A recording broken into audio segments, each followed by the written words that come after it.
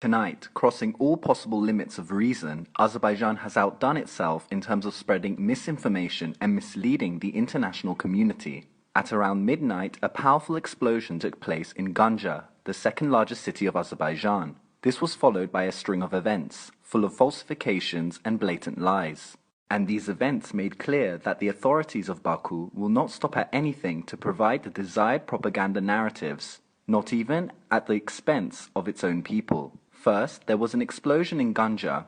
Moments later, the Azerbaijani media was on the spot, covering the rescue operations in real time and live. Even though in the case of such strikes, there is no guarantee that another strike will not occur. In other words, if this was a strike, then the local authorities should have at least attempted to prepare for a possible second, third, or fourth strike, and also evacuate the civilian population. But for some reason, everyone was sure that no strikes would follow.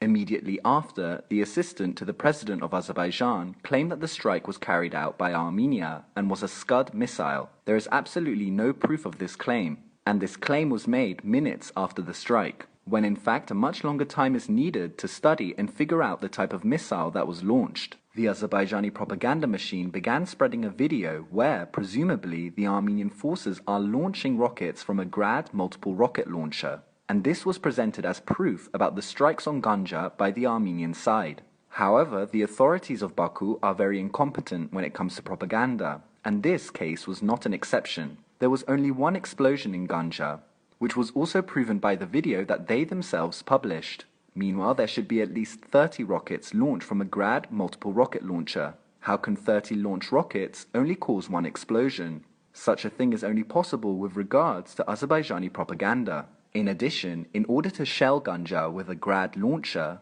one would need to put it at a maximum distance of 20 kilometers from Ganja, for example in the suburbs of the city. This would mean that the Armenian army is almost in Ganja. As if this wasn't enough, just minutes later the authorities of Baku began circulating a horrific image of a child who had allegedly been killed from the explosion in Ganja. An intensive study showed that this was also a lie. That picture had nothing to do with the current events. The picture was made in Syria 4 years ago.